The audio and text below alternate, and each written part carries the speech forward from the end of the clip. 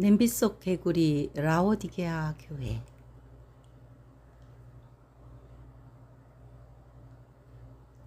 라오디게아 교회. 교회를 묘사하는 단어들: 죽은 믿음, 벌거벗음, 소경, 부자, 문박, 회개. 표: 우리는 경제적으로 부유하여 부족함이 없어요.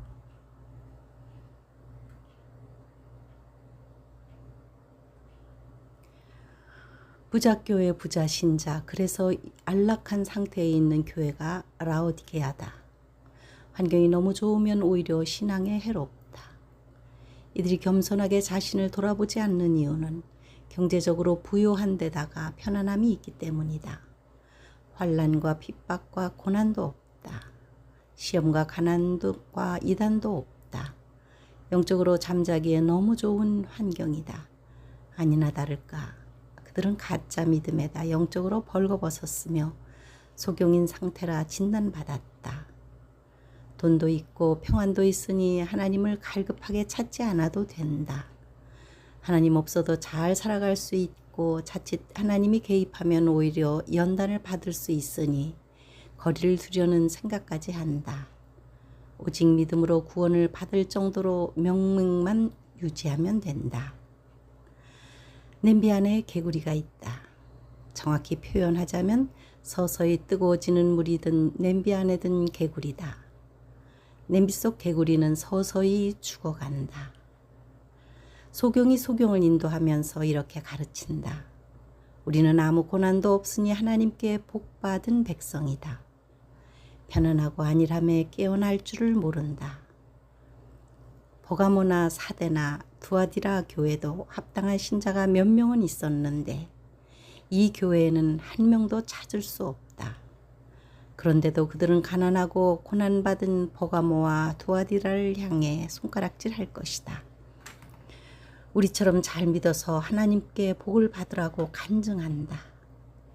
나는 부자라서 풍족하여 부족함이 없어요 라는 그들의 자랑에 대해서 주님께서는 그들이 영적으로 가난한 자라고 정반대로 평가하신다. 소경의 벌거벗은 상태에 가짜 믿음을 가졌다. 실제로는 비참하고 가련하고 가난하고 눈멀고 벌거벗은 모습이라는 것을 알지 못한다고 단식하신다. 차든지 뜨겁든지 하라. 그들이 자신들의 상태에 안심하는 이유는 완전히 뜨겁지는 않지만 그렇다고 완전히 차갑지도 않기 때문이다. 그러나 주님은 이 상태를 더 가증하게 보신다. 신앙의 중간 지역은 있을 수 없으니 중간이나 차가운 것이나 초록 동색이다. 주님께서 이 땅에 계실 때 슬픈 장면이 하나 있다. 예수님의 제자는 12명의 제자와 70명의 제자로 된 두 무리가 있다. 12명이 일선 방어라면 70명은 이선 방어이고 따라다니는 일반 대중들은 3선 방어다. 그런데 이선 방어가 무너진 적이 있다. 그때 예수님께서 제자들에게 충격적인 말씀을 하셨다. 너희 중에 믿지 아니하는 자들이 있다. 그러므로 전에 너희에게 말하기를 내 아버지께서 오게 하여 주지 아니하시면 누구든지 내게 올 수 없다 하였노라. 이 말씀을 듣고 이선 제자들이 대부분 떠나가는 일이 발생했다. 그때부터 그의 제자 중에서 많은 사람이 떠나가고 다시 그와 함께 다니지 아니하더라. 제자 중에서 떠나갔다고 하니 이들은 70명의 제자들일 것이다. 이 말씀을 하실 때는 유대인들이 줄기차게 예수님의 메시아에 대한 의문과 질문으로 긴장이 고조되던 때였다. 제자들이 많이 흔들렸을 것이다. 심지어 주님은 12 제자들에게도 너희도 가려느냐 슬픈 질문을 하셨다. 이때 그나마 주님을 옹호하고 나선 제자가 베드로였다. 시몬 베드로가 대답하되 주여 영생의 말씀이 주께 있사오니 우리가 누구에게로 가오리이까? 우리가 주는 하나님의 거룩하신 자이신 줄 믿고 알았사옵나이다. 제자들이 떠나간 이유는 무엇일까? 두 가지 이유를 예상해 본다.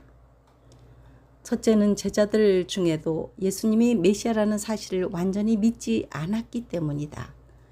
의심은 그들의 인생을 완전히 주님께 걸지 못하게 만들었다. 사람들은 조금만 틈이 있어도 신뢰를 거두어 버린다. 두 번째 이유는 제자들이 자격지심을 가진 것으로도 볼 수 있다. 내 아버지께서 오게 하여 주지 아니하시면 누구든지 내게 올 수 없다. 생각보다 많은 신자들의 믿음의 시험에서 넘어진다. 왜 하나님은 침묵하시나? 왜 하나님은 내게 응답하지 않으시나? 왜 하나님은 내게 이런 고난을 주시나? 그래, 하나님은 나를 사랑하지 않으시나 보다. 하나님은 나를 택하지 않으셨나 보다.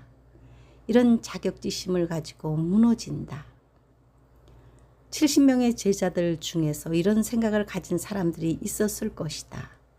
그들도 한때 단기 선교로 파송되어 귀신을 쫓아내고 병든 사람을 고치고 복음을 전파했던 경험을 가진 제자들이었다. 70명 중에 많은 제자가 물러갔지만 나중에 갈릴리 출신으로 구성된 120명의 초대 멤버를 다시 회복시켰다. 내가 아니면 다른 사람을 통하여 사역을 이어가신다. 그들은 부활하신 예수님을 보았기 때문에 인생을 걸었을 것이다. 라오디게아는 부자라서 하나님이 간절히 필요하지 않다. 그들의 인생을 주님께 걸고 싶은 생각까지는 없다.